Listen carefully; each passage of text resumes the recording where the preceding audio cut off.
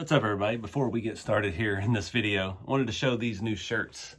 These are available in link below through Teespring. They are actually really soft. RC Everyday logo. I know it's backwards, but whatever.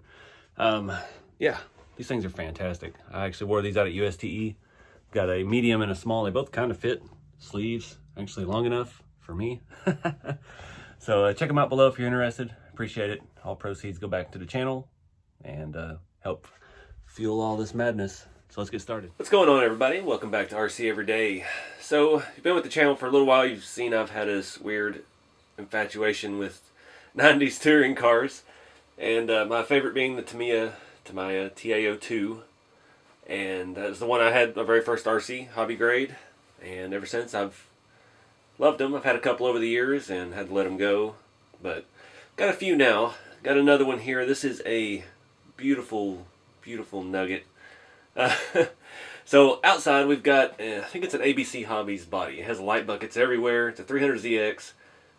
It's got several sets of body holes in it, and but it's not beat up too bad. It's pretty solid. I've readjusted and made more body holes. Got it aligned pretty good. Not digging the stance or anything yet. It's got foam tires on it, but it's what's underneath that counts. So I've never actually seen one of these bodies in person, so it's not a bad body. It looks like a lot of work, a lot of glue, a lot of light buckets. Bumper on the rear is a separate piece. The headlights, I guess, where you could make them popped up or closed. It's got light buckets for even the side marker lights. Kind of cool. Somebody did a pretty good job painting it. It's a little thin. Needs a finishing coat inside to seal it up, but we're not going to worry about the body because we got this for the chassis. Alright, so this is where the magic happens. The original Ta02s had red gearboxes. Some of the short wheelbase or short wide, however you want to imagine it, they had a black, or the original ones I think had a silver gearbox. I think some of the, like the Toyota Pre-Runner or the whatever it was, the Toyota truck or the F-150, the stadium trucks that came on this chassis had black gearboxes as well. So we've got an original red rear gearbox. We got a black front one. No idea what's what, but it's all the same. And then everything else is aftermarket. And I'd never actually seen one of these chassis in person before. It's similar or a different version of a GPM aluminum chassis. So the only pictures I found online that somebody on Facebook shared with me, it had a little bit different design in here in the brace, but it's overall I think that is what it is. But not 100% sure, but either way, it is very well used. I bought this before USTE, and it came from Florida, but it was a couple hours away from where we were going down there, so I couldn't just swing by and pick it up. And then it got lost in the mail because of the ice storm, and it sat somewhere in between here in Florida for 2 weeks, and then magically showed up one day. But we've got a little bit of everything. So the main thing draw on this is it has a brand new Hobby Wing brushless system. Is it an Easy Run? I can't read it from way over here. But so it's got a decent little setup in it. Servo's an old Futaba, no idea. It sounds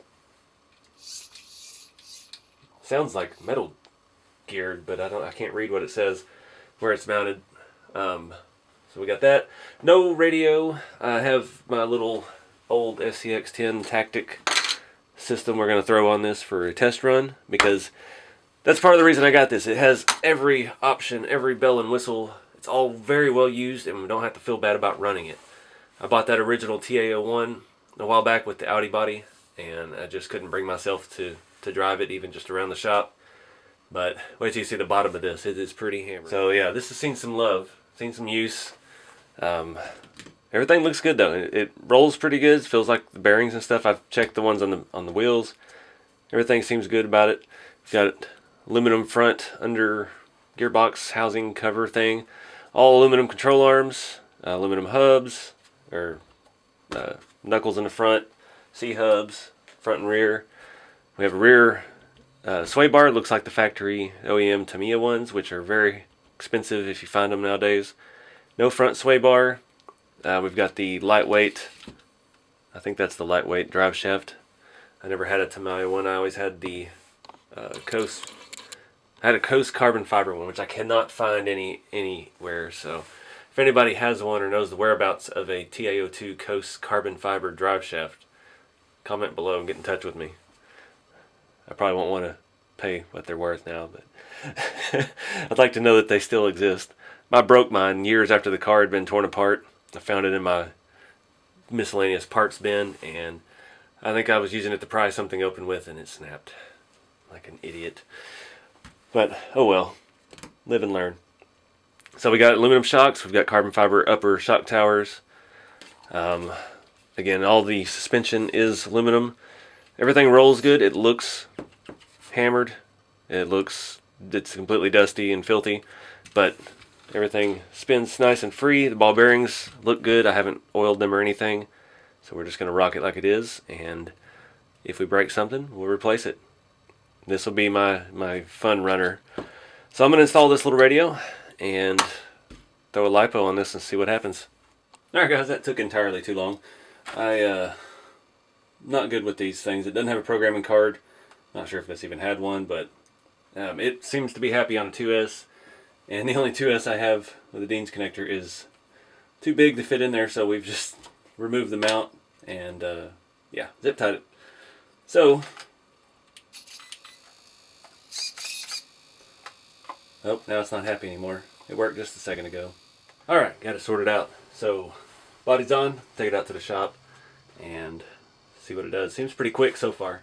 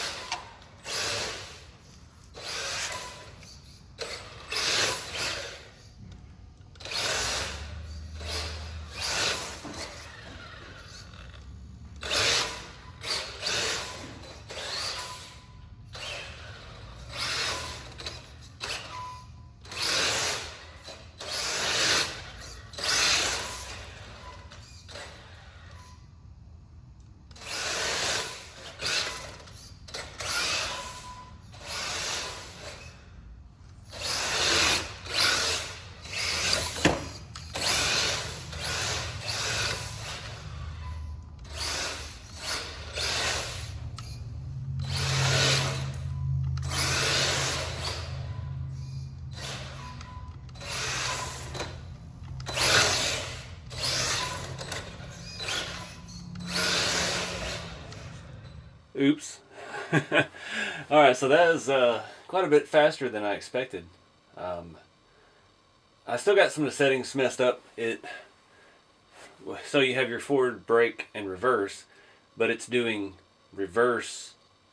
They're backwards. So when I hit throttle, it doesn't go. It acts like a brake, and then I have to press it twice, and then it goes. But as soon as I hit reverse, boy, it's wide open throttle and takes off on me. Knocked the headlights out of it already. Got the lens covers in my pocket. Don't have enough open space in there to really test this thing out, but that can be fixed. This is gonna be a good basher body. But man, that was pretty fast, even on a 2-cell. We bent all the body mounts again. Pretty quick. Don't like the foam tires on that concrete. It's very uncontrollable with that much speed. I imagine drift tires would be even worse, but I've got some really good looking drift tires that would look good filling out this body. So I don't know, let me know in the comments what y'all want to see with this. I know I've got some more Ta02 body mounts floating around in my junk box, so we can swap those out. These were bent pretty bad to start with. That's part of the reason the holes aren't drilled in the right spots. But I don't know, drove fantastic, no issues. That servo is coreless. I don't know exactly what that entails. It's a Futaba S9000 or 5000 or something, and it's pretty quick and pretty smooth. So we're gonna rock it. But I appreciate you guys watching. You know, it's not custom rat rod builds, but you know, this is the history of RC. This is the stuff I grew up with. This is the kind of rig that I wanted to build as a kid, and I just couldn't afford it because all that aluminum stuff was very expensive. And, you know, second, third, fourth, fifth hand, it's a lot more affordable. It's all scratched up. I'm going to scratch it up anyway, so who cares? So get out and have some fun with the hobby. Keep it scale, and I'll see y'all in the next video.